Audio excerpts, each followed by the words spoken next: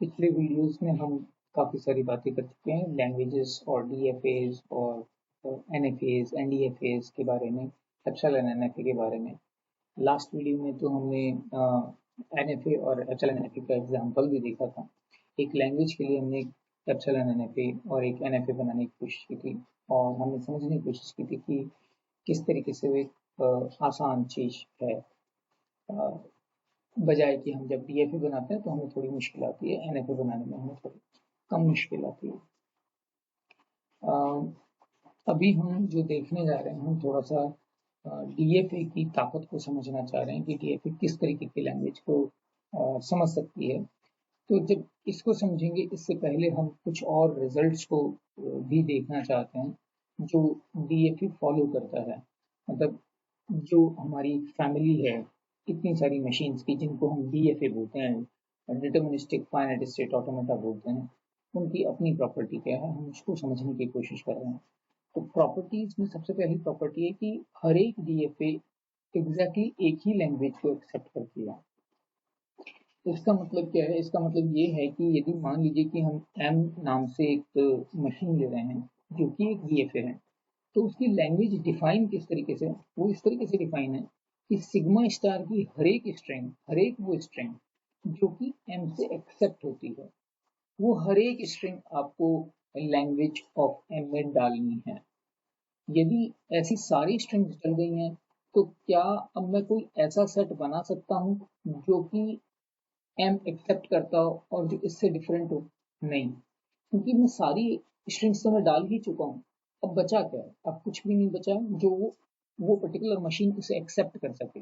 हमारा main consideration है कि वो एक्सेप्टेड हो एम से, और यदि कोई चीज एक्सेप्ट हो रही है एम से और वो सारी स्ट्रिंग्स एक सेट में है, तो ऑटोमेटिकली ये सेट जो है यूनिक सेट बनेगा। उसमें कोई भी डिफरेंट सेट आप नहीं बना सकते। तो हर एक डीएफए एग्जैक्टली एक ही लैंग्वेज को एक्सेप्ट करता है। ठीक है, सो वन थिंग। दूसरी बात यह है कि हर एक लैंग्वेज के लिए, मान लीजिए कि कोई लैंग्वेज है जो कि डीएफए से एक्सेप्टेबल है, तो क्या सिर्फ एक ही डीएफए से एक्सेप्टेबल होगी या मल्टीपल डीएफए से एक्सेप्टेबल हो सकती है? एक एग्जांपल देखते हैं हम डीएफए का जो कि सिर्फ एक स्ट्रिंग जीरो को एक्सेप्ट करता है। अब यहाँ पर देखते हैं, हमने एक इनिशियल स्टेट ली और इस इनिशियल स्टेट से जीरो को लेकर हम एक्सेप्ट स्टेट में आ गए। इसके अलावा कोई भी इनपुट यदि इस स्टेट पर हमें मिलता है तो हम एक डेड स्टेट और डंप स्टेट पे पहुंच गए जहां से हम बाहर नहीं निकल सकते। इसी तरीके से यदि हमें वन मिलता है और वन के बाद हमें कुछ भी मिलता है तो भी हम इस डंप स्टेट पे आ जाते हैं। तो आप देख सकते हो कि इस पर्टिकुलर मशीन में हम जो लैंग्वेज एक्सेप्ट कर रहे हैं उसमें सिर्फ और सिर्फ एक स्ट्रिंग एक्सेप्ट हो रही है, दैट इज जीरो। ठीक है, अब मान लीजिए कि मैं इसमें ये एक और स्टेट मिक्स कर देता हूँ, मिला देता हूँ इसी मशीन। तो यदि मैं इस मशीन में इस स्टेट को और ऐड कर देता हूँ तो बाय डेफिनेशन कोई दिक्कत नहीं आ रही। By definition in the sense कि पहले मेरे पास में, यदि हम पहले की मशीन की बात करें, तो हमारे पास जो एम था जिसमें सिर्फ ऑरेंज वाली स्टेट्स आ रही हैं, तो इसमें क्या था? इसमें हमारे पास में Q0, Q1, Q2 था, Q2 ही था।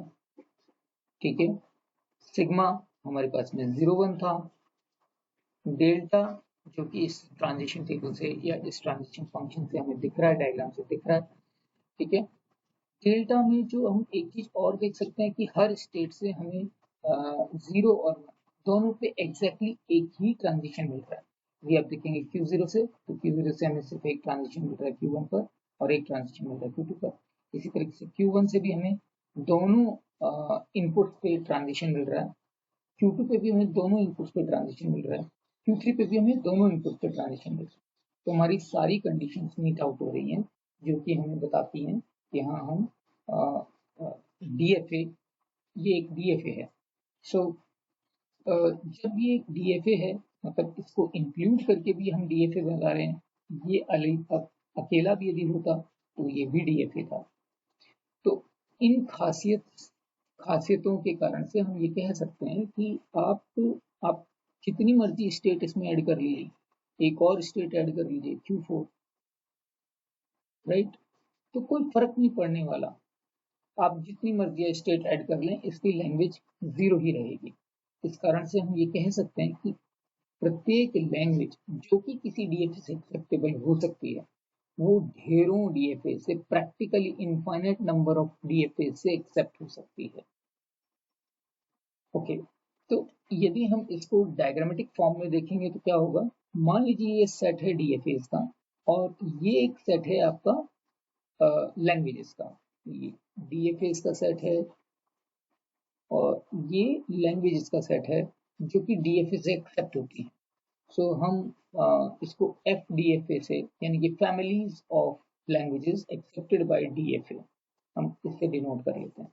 तो साधारण सा मतलब है कि हर एक डीएफए किसी एक ही लैंग्वेज को पॉइंट आउट करेगी, लेकिन there could be multiple DFAs जो एक लैंग्वेज को पॉइंट कर सकते हैं। मतलब एक लैंग्वेज के लिए कई सारे डीएफए हो सकते हैं, लेकिन हर एक डीएफए के लिए एक लैंग्वेज जरूर ही होगी। तो यदि इस तरीके से आप देखें तो ये काफी समझने वाली एक चीज बनती है। यहाँ पर हमारे पास जितने डीएफए हैं, सारे के सारे डीएफए कहीं ना कहीं इसमें मैप होंगे। यहाँ पर कोई ना कोई उसकी लैंग्वेज जरूर होगी, चाहे वो लैंग्वेज पाई ही क्यों ना हो। लेकिन हर एक लैंग्वेज के लिए there could be practically infinite number of DFAs. बहुत सारे डीएफए हो सकते हैं जो उस लैंग्वेज को एक्सेप्ट करें। ठीक है, so this is one part. अब दूसरे पार्ट पे आते हैं। अब हम इस वेन डायग्राम को थोड़ा और कंप्लीट करने की कोशिश करते हैं। हम ये देखते हैं कि क्या ये जो रिलेशनशिप है, एम रिकॉग्नाइजेज एल, यदि हम एम एक डीएफए है, एल एक लैंग्वेज है, तो एम रिकॉग्नाइजेज एल, क्या इसको एक फंक्शन के तौर पे हम देख सकते हैं? ये इस प्रश्न को हम यहाँ इस पर्टिकुलर स्लाइड में देख रहे हैं। एक बार देखते हैं। मान लीजिए डी एक सेट है जो सारे डीएफएस को डिनोट करता है, तो ये हमारे पास में डी है।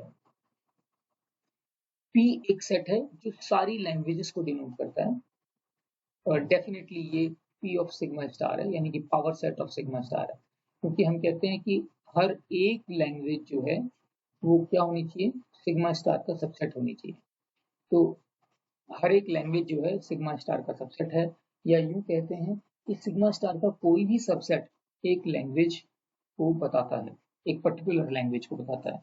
तो इस तरीके से, इस कारण से हमारा जो लैंग्वेज है वो power set of sigma star का एक एलिमेंट होगा।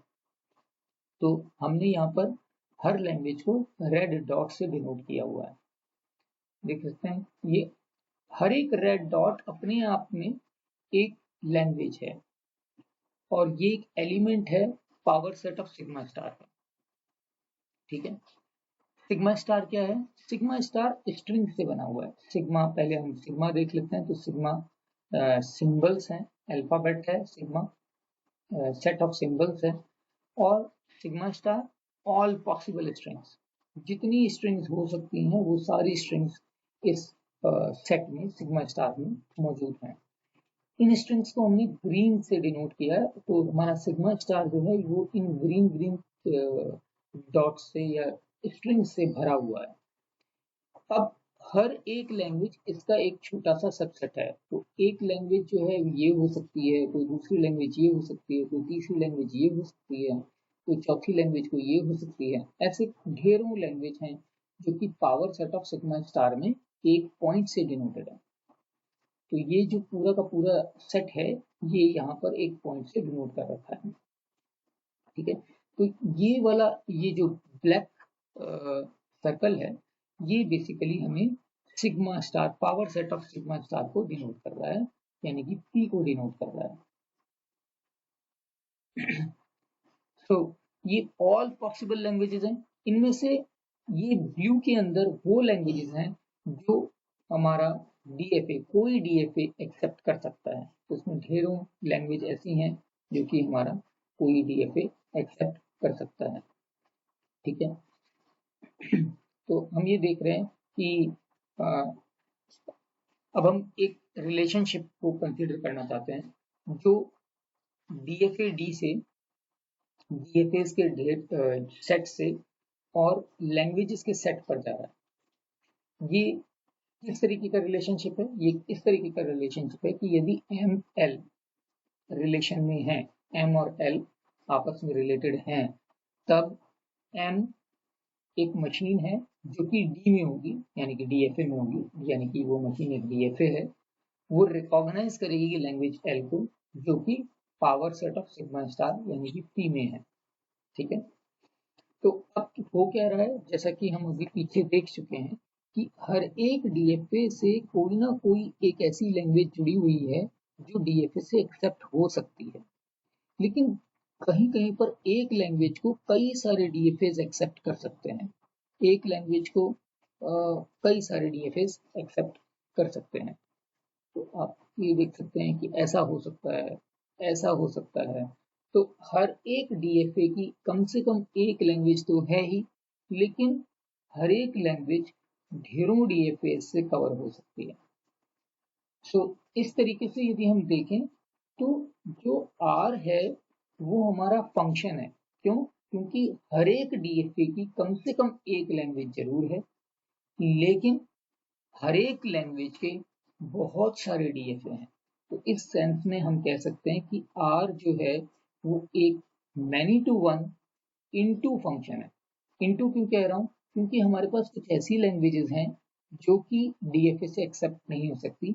इसको हम पिछले लेक्चर्स में बात कर चुके हैं कि इस टाइप की लैंग्वेज जो n के अर्बिट्रली लार्ज होने पर हमें फाइनाइट नंबर ऑफ स्टेट्स नहीं बता पाती। जब हमें फाइनाइट नंबर ऑफ स्टेट्स नहीं पता होंगे तो हम DFA बना ही नहीं सकते। इस कारण से हमारा जो एक पिक्चर बनती है, जो डिफरेंट डिफरेंट जैसे मान लीजिए जो पिक्चर बनती है वो कुछ ऐसी बनती है कि यहाँ के सारे एलिमेंट्स कवर हो जाएंगे, यहाँ के भी सारे एलिमेंट कवर होंगे, क्योंकि ये सभी वही लैंग्वेजेस हैं जो कि किसी ना किसी DFA से कवर हो। सो बेसिकली हम ये रेंज है, ये वाला जो चीज है इसको हम रेंज बोलते हैं। जो सेट थ्योरी में या फंक्शंस में जो हम रेंज की बात करते हैं, तो ये इस रिलेशन R की रेंज है। ये कोडोमेन है, ये कोडोमेन है, क्योंकि हर एक आइटम, हर एक लैंग्वेज कवर नहीं हो पा रही। जैसे कि आप देख सकते हैं ये वाली लैंग्वेज जो है ये इसको रिप्रेजेंट कर रही है। ये वाली लैंग्वेज चूंकि हम किसी DFA से रिप्रेजेंट नहीं कर पा रहे, किसी DFA से एक्सेप्ट नहीं कर पा रहे, तो ये इस रेंज के भीतर नहीं आ रही। और इसी कारण से हम कह सकते हैं कि R एक फंक्शन है, लेकिन मैनी टू वन है और इनटू भी है। ठीक है, सो अब हमारा जो नेक्स्ट सवाल है वो सवाल आता है इस बात पर कि क्या हम DFAs को इस तरीके से देख सकते हैं कि जब हमने DFA में कुछ फ्लेक्सिबिलिटी प्रोवाइड की तब NDFA बन गए। इस चीज को समझने के लिए मैं आपको सारी चीजों को दिखाऊंगा। तो हम लोग क्या करने जा रहे हैं, हम सबसे पहले जानना चाहते हैं कि क्या हर एक DFA एक NDFA भी है। तो हम उसके लिए हम सबसे पहले डेफिनेशन पे जाएंगे, उनको कंपेयर करेंगे, इंट्यूटिवली देखेंगे कि किस तरीके से वो कंपेयर किए जा सकते हैं। और जब हम उसको कंपेयर कर लेंगे तो हम जाएंगे उनके मैथमेटिकल काउंटर पार्ट पर, और हम उसे मैथमेटिकली भी डिस्कस करना चाहेंगे। पर एक चीज देखते हैं कि DFA एक्चुअली है क्या। DFA ये कहता है कि DFA में हर एक स्टेट और एक गिवन स्टेट से आप हर एक स्टेट जो कि गिवन स्टेट है, बेसिकली एक गिवन स्टेट और एक इनपुट सिंबल लेकर के आप सिर्फ और सिर्फ एक स्टेट पर जा सकते हैं। DFA can transit to exactly one state, मतलब आपने एक गिवन स्टेट ली, एक इनपुट सिंबल लिया, और उस एक इनपुट सिंबल और एक गिवन स्टेट के पेयर से आप एग्जैक्टली एक ही स्टेट पर जा सकते हैं। जबकि NDFA क्या कहता है, NDFA कहता है कि आप एक गिवन स्टेट से एक इनपुट सिंबल के पेयर से आप एग्जैक्टली जीरो या जीरो से ज्यादा कितनी भी स्टेट्स पर जा सकते हैं। अब जीरो या जीरो से ज्यादा में वन तो आता ही है, क्योंकि जैसा कि DFA में कहा गया कि एग्जैक्टली वन स्टेप पे पहुंचना है। यहाँ पे कह रहे हैं कि एक दी हुई स्टेट और एक सिंबल से आपको 0 या ज्यादा स्टेट्स पे पहुंचना है, तो 0 या 0 से ज्यादा में 1 तो आता ही है। और इस कारण से हर एक डीएफए जो है वो एनडीएफए तो है ही है, क्योंकि वो एग्जैक्टली एक ही स्टेट पर जा रहा है। अब जरा इसको मैथमेटिकली जब हम समझने की कोशिश करते हैं, यानी कि हम इंट्यूटिवली कह सकते हैं, पहली बात तो हम इंट्यूटिवली कह पा रहे हैं कि हर एक डीएफए जो है वो एनडीएफए तो है ही। आप कह रहे थे, पहले कह रहे थे कि आप एक स्टेट और एक इनपुट पेयर से एक ही 0 या 0 से ज्यादा स्टेट्स पे जा सकते हैं। अब आप कह रहे हो कि एक ही स्टेट पे जा सकते हैं। तो हर एक डीएफए तो एनडीएफए है, पर हर एक एनडीएफए डीएफए नहीं कहला सकता, ये प्रॉब्लम है। अब जब हम इसके मैथमेटिकल स्ट्रक्चर पे जाते हैं, क्योंकि अब अल्टीमेटली बात ठीक है कि इंट्यूशन तो ठीक है, लेकिन जब हमें इंट्यूशन को पेपर पेन पे और उसको वैलिड प्रूफ्स के साथ लेके आना है, तो हमें मैथमेटिकल स्ट्रक्चर्स को भी करेक्ट करना होगा। हमें समझना होगा कि हम मैथमेटिकली उसको कैसे ठीक कर सकते हैं। तो ये जो पार्ट है वीडियो का, इस लेक्चर के पार्ट में हम जो चीज फोकस करना चाहते हैं वो ये करना चाहते हैं कि किस तरीके से मैथमेटिक्स को देखा जा सकता है, समझा जा सकता है, और ये क्यों आसान है। हम यदि ये समझ लें कि मैथमेटिक्स टेम्पलेट बेसिस पर चलती है, तो हमारे लिए काफ़ी चीज़ें आसान हो जाती हैं। आइए ज़रा देखते हैं कि इस पर्टिकुलर स्लाइड को देखते हैं। इस स्लाइड में जब हम देखते हैं कि ये डीएफए और एनडीएफए की, एप्सिलॉन एनडीएफए की डेफिनेशंस हैं हमारे हाथ में। हम जरा इनको एक बार गो थ्रू करते हैं। डीएफए एक क्विंटपल है, एप्सिलॉन एनडीएफए भी एक क्विंटपल है। इसमें पहला आइटम जो है फाइनाइट सेट ऑफ स्टेट्स है, इसमें भी पहला item finite set of states है। दूसरा item finite set of symbols है, इसमें भी दूसरा item finite set of symbols है। तीसरा आइटम ट्रांजिशन फंक्शन है, यहाँ पर भी तीसरा आइटम ट्रांजिशन फंक्शन है। क्या डिफरेंस क्या है कि यहाँ पर स्टेट क्यू से, एक पर्टिकुलर स्टेट से एक पर्टिकुलर सिंबल को यूटिलाइज करके, रीड करके आप एक पर्टिकुलर स्टेट पे जा सकते हैं। यहाँ पर क्या है, एक पर्टिकुलर स्टेट लीजिए, उसको या तो एक सिंबल रीड कीजिए या तो कोई भी सिंबल रीड मत कीजिए, और अब आप नंबर ऑफ स्टेट्स पे जा सकते हैं, जिसमें 0 भी इंक्लूडिंग है। यानी कि आप किसी भी स्टेट्स पे ना जाएं, एक स्टेट पे जाएं, 2 स्टेट पे जाएं, सारी स्टेट्स पे जाएं, सब कुछ वैलिड है। चौथा आइटम है इनिशियल स्टेट, तो यहाँ पर भी एक इनिशियल स्टेट है। पांचवा आइटम है सेट ऑफ एक्सेप्टिंग स्टेट्स या फाइनल स्टेट्स, यानी कि यदि आप सिंबल्स को रीड करते हुए सीक्वेंस में आप किसी एक्सेप्टिंग स्टेट पे पहुंच जाते हैं, तो हम कहेंगे कि वो स्ट्रिंग एक्सेप्टेबल है। सिमिलरली यहाँ पर भी इसको इसी तरीके से लिखा जाता है या बोला जाता है, और ये भी क्यू डैश का सबसेट है। तो अब जरा आगे चलते हैं, हम एक एग्जांपल लेते हैं ताकि हम उसमें समझ सकें कि हमारा जो चीज है वो हम कैसे देख सकते हैं। मैं जरा इसको जरा देख लेते हैं।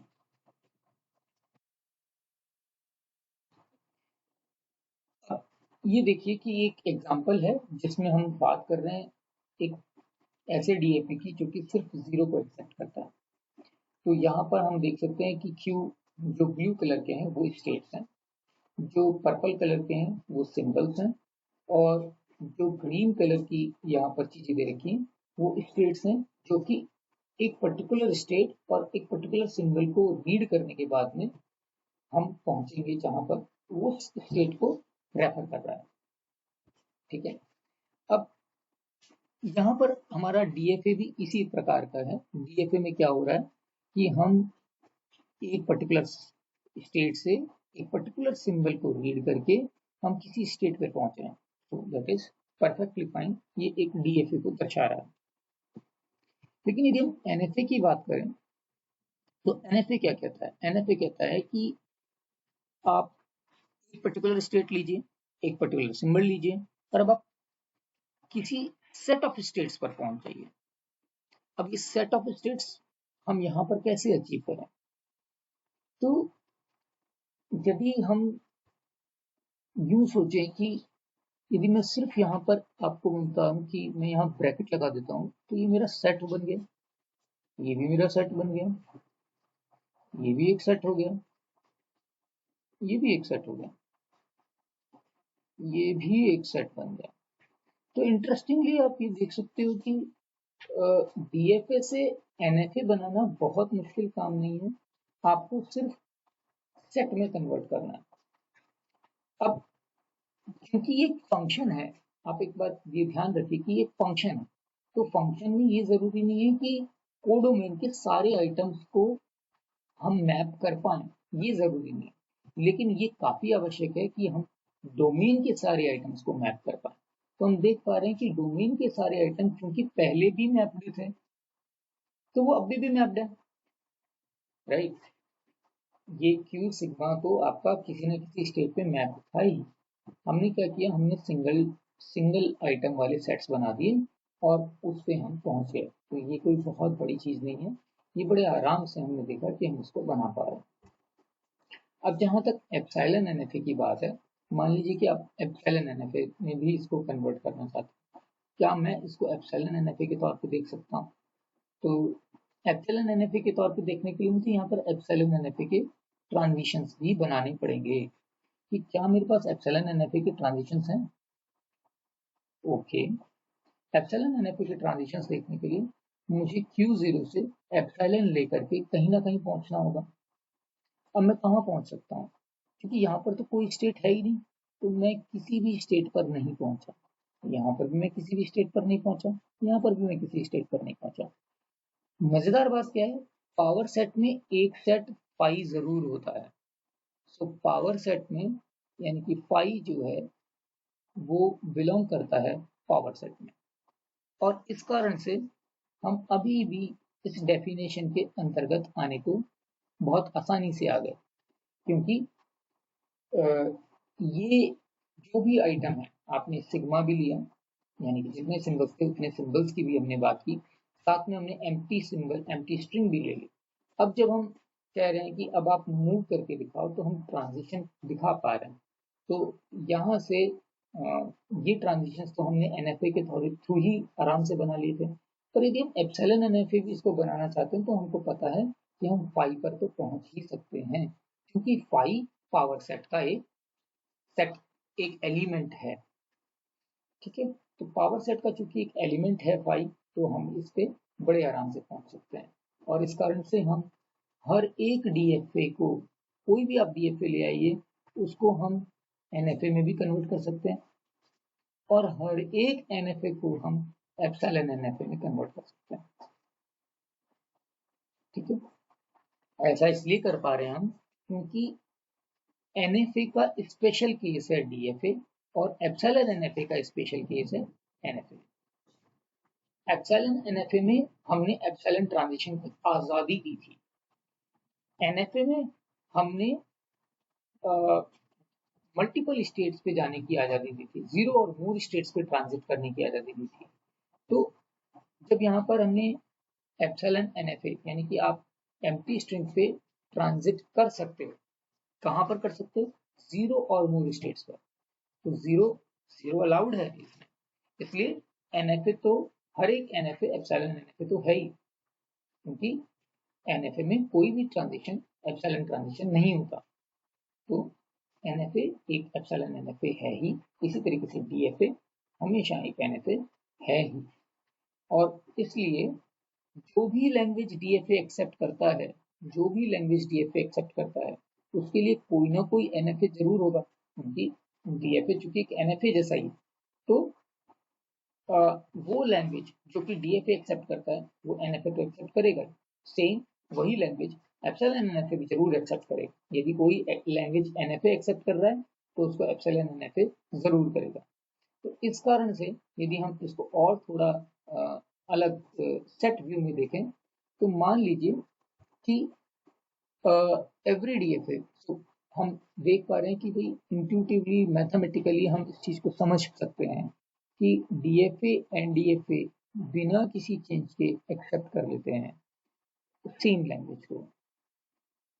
ठीक है, क्योंकि हम फाइनल स्टेट में तभी पहुंच पाएंगे, यदि आप ऊपर वाले में देखेंगे तो हमने ज़्यादा कुछ चेंज किया ही नहीं है, तो हमारी जो स्ट्रिंग्स या लैंग्वेज एक्सेप्टेड है वो भी चेंज नहीं होगी।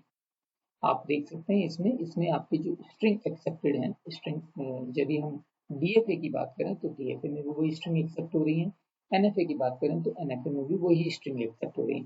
क्यों? क्योंकि हम जिस भी स्ट्रिंग को लेकर के पहले एक्सेप्ट स्टेट में पहुंच पा रहे थे, अब भी उसी स्ट्रिंग को लेकर के एक्सेप्ट स्टेट में पहुंच पाएंगे। हम उससे किसी डिफरेंट स्टेट्स में एक्सेप्ट नहीं पहुंच सकते। ठीक है, सो NFA को जब हम रेस्ट्रिक्ट करते हैं तो DFA आता है। तो NFA को रेस्ट्रिक्ट कर रहे हैं, उसमें से कुछ कंडीशंस एक्स्ट्रा लगा रहे हैं, तो वो एक स्पेशल केस बन जाता है। इसलिए जो भी लैंग्वेज NFA एक्सेप्ट करेगा, वही लैंग्वेज सिर्फ DFA एक्सेप्ट कर सकता है। इसी तरीके से एप्सिलॉन NFA जितनी लैंग्वेजेस एक्सेप्ट करेगा, उसमें से ही कुछ लैंग्वेजेस NFA एक्सेप्ट कर सकता है। इस तरीके से यदि हम देखें तो हमको ये एक डायग्राम मिलता है। कैसे मिलता है? मान लीजिए कि family of languages accepted by DFA हमने FDFA से रिप्रेजेंट किया है, और जो NDFA या NFA से एक्सेप्ट होती हैं उनको हमने FNFA से रिप्रेजेंट किया है, और जो एप्सिलॉन NFA से रिप्रेजेंट होती हैं उनको हमने F एप्सिलॉन NFA से रिप्रेजेंट किया है। तो F एप्सिलॉन NFA जो है ये हमारा सबसे लार्जर सेट होगा, जिसमें फैमिली, जिसमें खूब सारी लैंग्वेज हो सकती हैं, लेकिन कुछ लैंग्वेजेस ऐसी जरूर होंगी जो कि FNFA यानी कि सिर्फ NFA एक्सेप्ट कर सकता है, क्योंकि हर एक NFA एप्सिलॉन NFA तो है ही। इसी तरीके से हर एक DFA एप्सिलॉन NFA तो है ही। तो हर एक लैंग्वेज DFA की हर एक लैंग्वेज कोई ना कोई NFA जरूर एक्सेप्ट कर सकता है, NFA की हर एक लैंग्वेज कोई ना कोई एप्सिलॉन NFA जरूर एक्सेप्ट कर सकता है। तो ये वेन डायग्राम जो है हमें एक व्यू देता है। अभी आज के लेक्चर में जो हमने चीज सीखने की कोशिश की है वो ये है कि जो डिफरेंट मशीन्स हैं, DFA हो, NFA और NDFA हम लोग इंटरचेंजेबली यूज कर रहे हैं, कि दोनों का मतलब एक ही है। तो एप्सिलॉन NFA या एप्सिलॉन NDFA एक ही बात है। तो DFA जिन लैंग्वेजेस को एक्सेप्ट कर रहा है उनको NFA तो एक्सेप्ट करेगा ही करेगा। NFA कुछ और भी एक्सेप्ट कर सकता है, बट एटलीस्ट उन लैंग्वेजेस को एक्सेप्ट जरूर करेगा जो कि DFA एक्सेप्ट कर सकता है।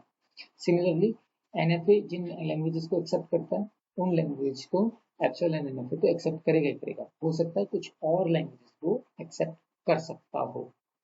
तो इस पर्टिकुलर सेंस के साथ हम इस वीडियो को एंड कर रहे हैं कि एटलीस्ट हमें कुछ रिलेशनशिप मालूम पड़ा कि जो लैंग्वेजेस हैं जो हमारा DFA रिकॉग्नाइज कर सकता है, NFA रिकॉग्नाइज कर सकता है, या एप्सिलॉन NFA रिकॉग्नाइज कर सकता है, वो किस तरीके से आपस में रिलेटेड है। तो हमने ये देखा कि DFA जो है वो एक सबसेट होगा FNFA का, और FNFA जो है यानी कि family of languages that are accepted by DFA, ये हमेशा उस फैमिली का सबसेट होगा जो कि NFA से एक्सेप्ट होती है, और ये उस फैमिली का सबसेट होगा जिसमें कि वो सारी लैंग्वेजेस हैं जो एप्सिलॉन NFA से एक्सेप्ट होती हैं। So with this particular conclusion we हम लोग इस पर्टिकुलर वीडियो को, लेक्चर को एंड कर रहे हैं, और अगले लेक्चर में हम ये देखेंगे क्या हम कुछ ऐसा सोच सकते हैं कि NDFA में क्या कोई हम एक्स्ट्रा लैंग्वेज ढूंढ पा रहे हैं। यदि हम NDFA में एक्स्ट्रा लैंग्वेज ढूंढ पा रहे हैं तो हमारी ये पिक्चर कंफर्म हो जाएगी कि DFA जो है वो कम लैंग्वेजेस एक्सेप्ट करता है, और NFA जो है वो उससे कहीं ज़्यादा लैंग्वेजेस एक्सेप्ट करता है, और FNFA की रिकॉग्नाइजिंग एबिलिटी ज़्यादा है। इस सब को देखने के लिए हम एक बार इसकी बात करते हैं। ओके, सो हम क्या देखना चाहते हैं, what could be the relation between recognising ability. हमने रिकॉग्नाइजिंग एबिलिटी के बारे में हम देखना चाहते हैं DFA और NDFA की। तो जब हम जानते हैं कि family that are recognised, family of languages recognised by DFA, जो DFA से रिकॉग्नाइज होती हैं, वो सारी लैंग्वेजेस की फैमिली एक सबसेट है उन फैमिलीज का, उन लैंग्वेजेस की फैमिली का जो कि NDFA से रिकॉग्नाइज होती है। ये तो हमें पता पड़ गया पिछले जो हमने अभी एग्जाम्पल्स देखे थे, जो हमने चीजें देखी थी उनसे। लेकिन अब हमारा सवाल आता है कि FDFA में NDFA जो है वो क्या सेम लैंग्वेज रिकॉग्नाइज करता है? या ज्यादा रिकॉग्नाइज करता है डीएफए से। ऐसा भी तो हो सकता है कि दोनों बराबर हों, क्योंकि अभी तक हम ऐसा कुछ भी नहीं ढूंढ पाए हैं जिससे हम कंफर्म कर सके कि डीएफए जो है ज्यादा को ही रिकॉग्नाइज करता है। तो दो चीजें हो सकती हैं, क्या तो एनडीएफए एनएफए जो है वो डीएफए से कहीं ज्यादा लैंग्वेजेस को रिकॉग्नाइज कर सकती है, और उस केस में हमें एक ऐसी लैंग्वेज ढूंढनी पड़ेगी जो कि एनडीएफए तो रिकॉग्नाइज करता है लेकिन डीएफए रिकॉग्नाइज नहीं करता। तो कोई ऐसी लैंग्वेज निकालिए जो कि रिकॉग्नाइजेबल हो। L is recognised by NDFA but not NFA, but not DFA, sorry. Which means what? That this L is belonging to NDFA, FNDFA, family of languages that are accepted by NDFA. ठीक है, उन ये वो language तो है जो FNFA में है, लेकिन ये वो नहीं है जो कि FDFA में है। तो यदि हम कुछ ऐसा कर पाएंगे तब तो हम इस चीज को साबित कर सकते हैं, अदरवाइज हम इस चीज को साबित नहीं कर सकते। दूसरी बात क्या हो सकती है कि एनडीएफए या एनएफए सेम वही लैंग्वेज रिकॉग्नाइज करती हूँ जो कि एनडीएफए और एनएफए सेम एग्जैक्टली वही लैंग्वेज रिकॉग्नाइज करती हूँ जो कि डीएफए रिकॉग्नाइज करते हैं। अब इसको कैसे ट्राई करेंगे? हमारे पास डीएफए और एनडीएफए में जो मेजर फर्क था वो था कंप्यूटेशनल पाथ का।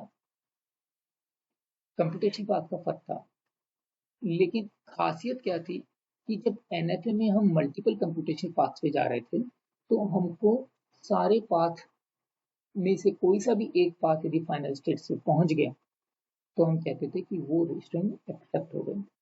वी ट्रैक यदि हम सारे पाथ ट्रैक कर लें, एनडीएफए के सारे पाथ जो एक पर्टिकुलर स्ट्रिंग से ट्रेस हो रहे हैं वो सारे पाथ पता कर लें, तो शायद हम कह सकेंगे कि हाँ ये सारी स्टेट्स, मतलब ये जो बंच है स्टेट्स का, इनमें से किसी भी एक पे पहुंच जाएंगे तो आपको मतलब हम कुछ ऐसा सोचने की कोशिश कर सकते हैं। यदि हम सारों पे पहुंच रहे हैं तो इसका मतलब क्या है, यदि हम कुछ ऐसा पता करें कि हम सारे कंप्यूटेशनल पाथ ट्राई करें, सारे कंप्यूटेशनल पाथ ट्रैक करें एक साथ, और जब हम एक साथ ट्रैक कर रहे हैं तो जिन जिन स्टेट्स पर हम पहुंच रहे हैं हम उसको एक स्टेट मान लें किसी तरीके से, तो शायद हम डीएफए में कन्वर्ट कर दें, क्योंकि वो सारे पाथ अब हम एक स्टेट बना रहे हैं। मतलब तो जितने भी डिफरेंट स्टेट्स पे आप पहुंचे, जितनी भी डिफरेंट स्टेट्स पर आप पहुंच रहे हैं, फॉर एग्जाम्पल आपने यहाँ पे कोई